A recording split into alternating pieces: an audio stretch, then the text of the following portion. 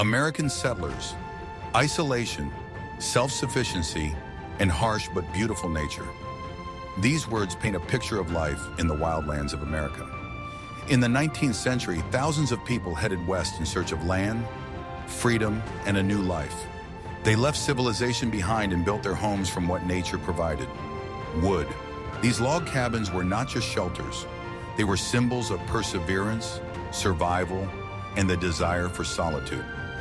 Today, we will look at 7 of the most secluded log cabins ever built in the wilderness of America during the Wild West era. Some of them still stand today, while others remain only in legends and memories. Their stories are stories of people who chose solitude over the hustle and bustle of society. It is a story of a life where every day is a struggle, but also one of incredible freedom. Watch the video to the end to find out how some of the cabins were built using techniques that made them virtually indistinguishable from the surrounding wilderness. Grant's cabin. This cabin is not just secluded, it's almost invisible. Its owner, John Grant, was one of those who wanted to disappear from the face of the earth completely. He built his home in the 1870s using logs that had been weathered to a state almost indistinguishable from the surrounding rocks. Located on a steep slope, away from any trails, Grant's cabin was accessible only by a narrow crevice that he himself had camouflaged. His dwelling was so well hidden that even experienced hunters who knew the area were unaware of its existence. Grant lived by hunting, fishing, and a small vegetable garden that he had planted in a hollow hidden from view. His only link to the outside world was an annual trip to the nearest town for salt and flour. Grant didn't just build a hut, he created part of the landscape. He spent months studying the area, observing how the light fell on the mountains at different times of the day, how the wind changed direction, and where he could find the most suitable materials. He didn't cut down trees, but looked for logs that had already fallen, dried out, and weathered, which nature itself had prepared for construction. It was a painstaking, slow process, but it allowed him to blend his home harmoniously into its surroundings. He was not just a settler, but rather part of the ecosystem. His knowledge of the area was so profound that he could predict the weather by the shape of the clouds and find water where it seemed impossible. Grant paid particular attention to the foundation. Instead of leveling the ground, he used natural rock outcrops as a foundation. This not only saved time and energy, but also made the structure incredibly resistant to soil shifts. The logs were laid directly on the stone outcrops, and the gaps were filled with small stones and clay for extra strength. This approach required not only physical strength, but also geological knowledge, which Grant probably acquired during his travels. He understood how water and erosion affect rocks, and used this knowledge to create a durable shelter. He also devised a unique ventilation system. Instead of traditional windows, he left small gaps between the logs at the top of the walls, which he covered with thin wooden slats. This allowed fresh air to circulate without creating drafts or letting in cold air. These gaps were so narrow that they did not attract attention. They were part of his thoughtful strategy aimed at merging with nature, not fighting it. He did not seek the comforts of civilization, but created his own special comfort based on practicality and knowledge of the environment. The furniture in the hut was just as simple and functional. He carved it from the same logs he used to build it. The table, bed, shelves, everything was made from natural materials, without any decorations or frills. He even made special wooden hooks to store his belongings so as not to damage the walls. It was a refuge where every detail had its purpose. There was nothing superfluous here. Every item was created by hand from what was available with intelligence and patience. Grant had no neighbors or regular visitors. His world consisted of mountains, forests, and the sky. He found satisfaction in simple things: the sound of the wind, the singing of birds at dawn, the quiet rustling of leaves. His solitude was not forced, but a conscious choice. He was not running away from something, but striving for something, for a world where you can be truly yourself without conventions and restrictions. His cabin was the embodiment of this idea. Interestingly, Grant never used an axe in the construction. Instead, he used an old tool similar to a hatchet, which allowed him to make smooth, inconspicuous cuts. This made his hut blend in even more with the landscape. Considering how much these early settlers relied on their skills and resourcefulness, do you think we would have the skills to build a cabin without specially trained people today? Leave your answer in the comments. In the forests of Oregon, on the slopes of the Cascade Mountains, there was a cabin known as the Hermit's Forest Cabin.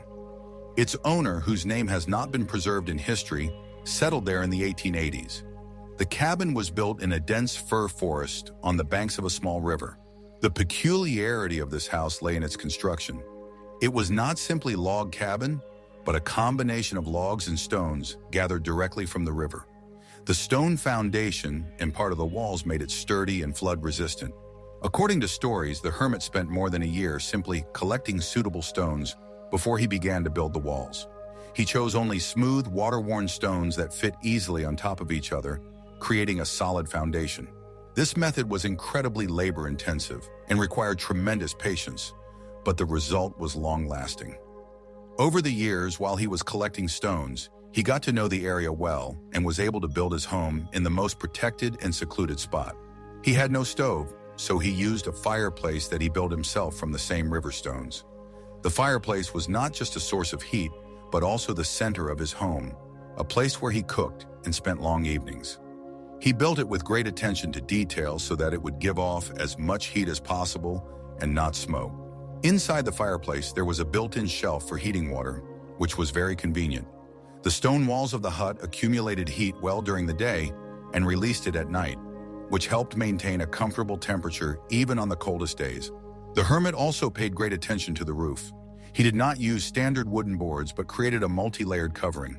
The first layer consisted of thin wooden plates, on top of which he laid a thick layer of moss and soil. The entire structure was held in place by large flat stones. This roof was very heavy, but it provided excellent insulation from both cold and heat and was virtually invisible from the air. The moss growing on the roof made it part of the natural landscape, and only a close look would reveal that it was not just a hill, but someone's home. The water from the river was everything to him. He used it for drinking, cooking, and personal needs. He dug a small ditch that diverted some of the river water into a special reservoir next to the hut. This allowed him to always have a supply of clean water at hand without having to go to the river, which was especially important in winter. It was one of the most secluded and secure refuges. No one knew why he had chosen such isolation, but the local Indians said he was simply looking for peace and quiet. Have you ever thought about what you would need to let go of in order to find your own silence? Stay with us, and we'll tell you about a man who went to extreme lengths to achieve complete solitude. This unique dwelling, built in the 1890s, was constructed in a gorge that was illuminated by direct sunlight for only a few hours a day. Its owner, who called himself simply Mountain Bear, was known for his whimsical ingenuity. He chose this location for a reason. The gorge provided natural protection from wind and weather, and its remoteness guaranteed complete privacy.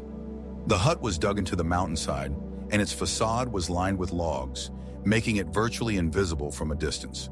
The logs were selected so that their color and texture blended perfectly with the surrounding rocks, creating the illusion of a natural formation. The construction of this refuge was a laborious process. Mountain Bear first dug a large depression in the mountainside using only a pickaxe and shovel. He worked slowly and methodically, removing rocks and earth to create a solid and protected space. When the main cavity was ready, he began to erect a log facade, which served as both a wall and a camouflage. He used wooden pegs and grooves to secure the logs, making the structure flexible and resistant to temperature changes. The shelter had only one small window facing east so that the morning light could illuminate the interior. This light was enough to find your way around the hut and also saved on candles and oil. The window was so narrow that it could easily be mistaken for a natural crack in the rock. This was another feature that helped Mountain Bear remain unnoticed. Inside, the Mountain Bear built an underground cellar to store provisions so that they would not spoil in summer or freeze in winter. The cellar was dug deep into the ground, and its temperature remained stable throughout the year. He used it to store vegetables, dried meat, and other supplies, which allowed him to survive even the harshest winters without leaving his shelter. The entrance to the cellar was hidden under one of the floorboards, and only the owner himself knew where it was. The most unique feature was the water collection system. He used gutters made from hollowed-out logs to collect rainwater and melted snow from the upper edge of the ravine into a large wooden reservoir hidden behind the hut. This system was fully automated and operated without human intervention. The gutters were positioned so that the water flowed into the reservoir, which was made from a single tree trunk. This allowed him to always have a supply of clean water, which was vital in the arid climate of Wyoming. The entire system was carefully concealed so that no one could discover it. This cabin was built in the late 19th century in the remote forests of Montana on the banks of the Clark Fork River. Old Joe, its owner, was known for his love of peace and solitude. His cabin, located in the thickets, was surrounded by a dense ring of trees. He did not use any trails, preferring to move along the stream bed to hide his tracks. This refuge was different from others in that Joe did not use nails. Instead, he used wooden pegs and grooves to join the logs together. This method required incredible precision and patience, but made the structure very strong and flexible. Joe spent a lot of time selecting each log for his house. He looked for trees that were not just straight, but also had a certain curvature so that they would fit together better. He made special grooves and spikes at the ends of each log, which allowed them to fit together without gaps. It was a very long and painstaking process that required skill and diligence, but the result was impressive. His hut was so well insulated that even in the harshest frost it was warm inside, and on hot days it was cool. A distinctive feature of the hut was its roof. Joe did not use standard wooden boards but created a unique structure from intertwined branches and moss. He laid the branches in several layers and covered them with moss that he collected in the marshes. This roof was very light and did not put much strain on the walls, but at the same time it was completely waterproof. He also poured a thin layer of soil onto the roof, where grass grew over time. This not only improved the insulation, but also made the roof virtually invisible against the forest landscape. Inside the hut, minimalism and order reigned. The furniture was made from the same materials as the house itself. The table and bed were carved from thick logs and firmly fixed to the walls. The shelves were made from boards that Joe had sawn himself.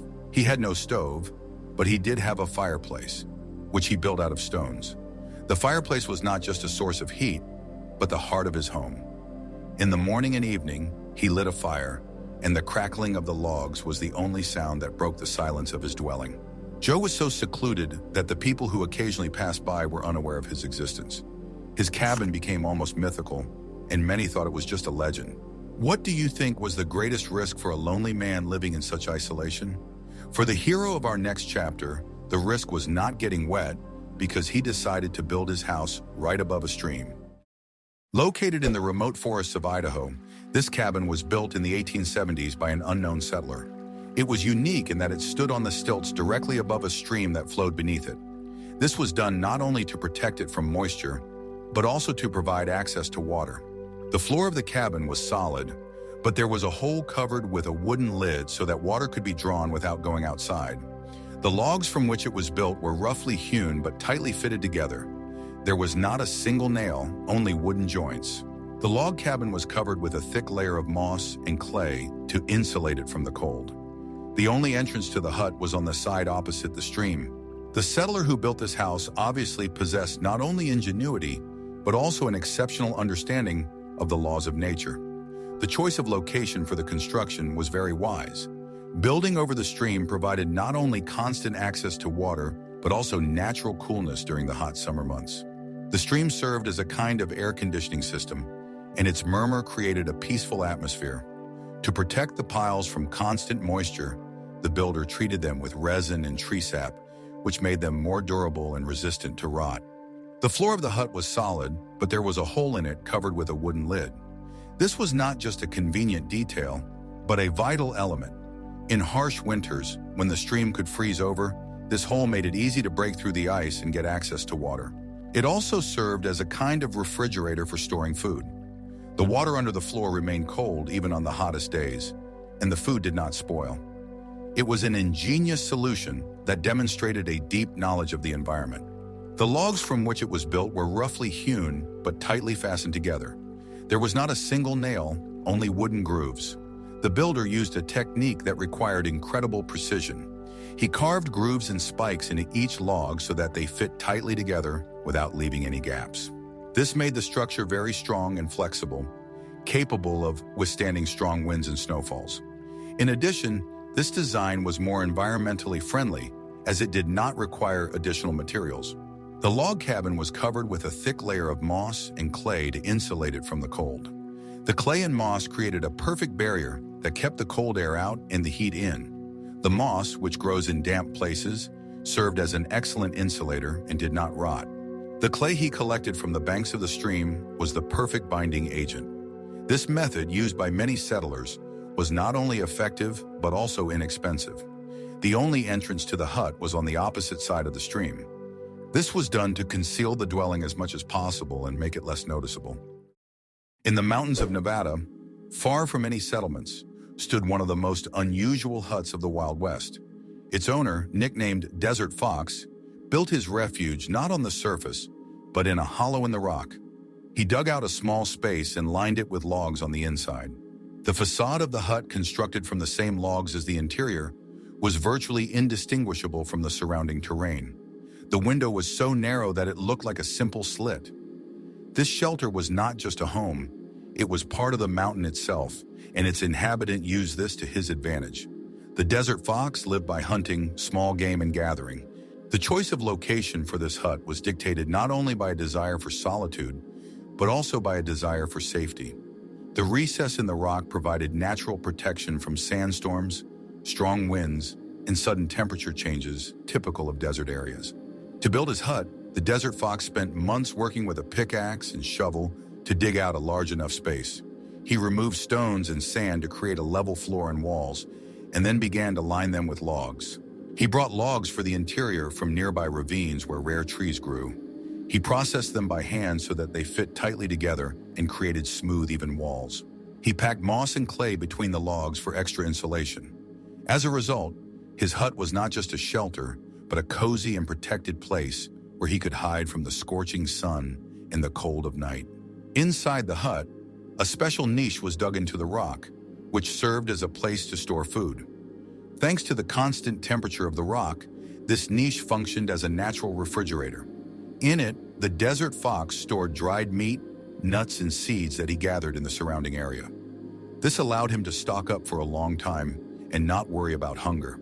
The only window was so narrow that it could easily be mistaken for a natural crack in the rock. It faced west, allowing the Desert Fox to watch the sunset. This was his only entertainment.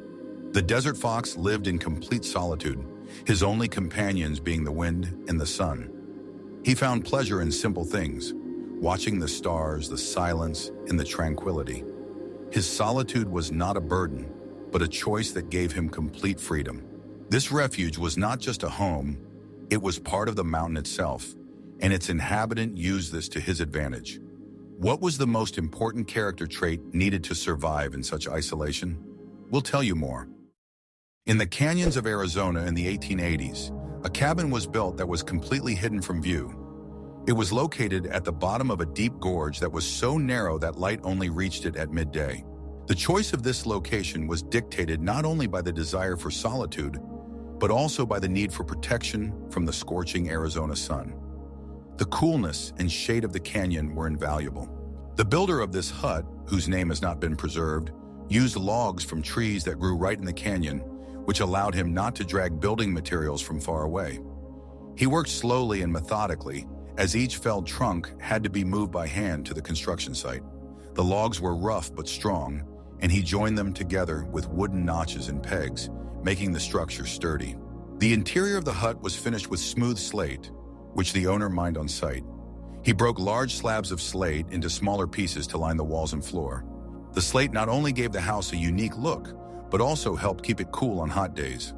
The stone walls and floor accumulated coolness at night and slowly released it during the day, creating a comfortable atmosphere inside. This method was very labor-intensive, but the result was worth all the effort. The entrance to the hut was located on the side and was almost impossible to spot unless you knew where to look. It was camouflaged by a large rock and branches, making it invisible. This was not only a security measure, but also part of a strategy to blend in completely with nature. There were no windows inside the hut, and light entered through a small slit in the roof, which was covered with glass. This allowed natural light to enter without compromising the camouflage. This hut served as a refuge far from the hustle and bustle of the world. People who chose such a life had to possess special qualities. The most important character trait necessary for survival in such isolation is self-sufficiency. This is not just the ability to build or hunt. It is the ability to rely on oneself for everything, from obtaining food and water to making decisions and overcoming difficulties. It is the ability to find the strength not only to survive, but also to find joy in solitude and in simple things. It was self-sufficiency that allowed these people to be independent of society and survive in the harsh conditions of the wild. Isolation, self-sufficiency, and perseverance are what unite all these stories. These people lived in a world that was harsh and unforgiving, but at the same time gave them complete freedom. They didn't just build huts. They created their own space where every detail mattered.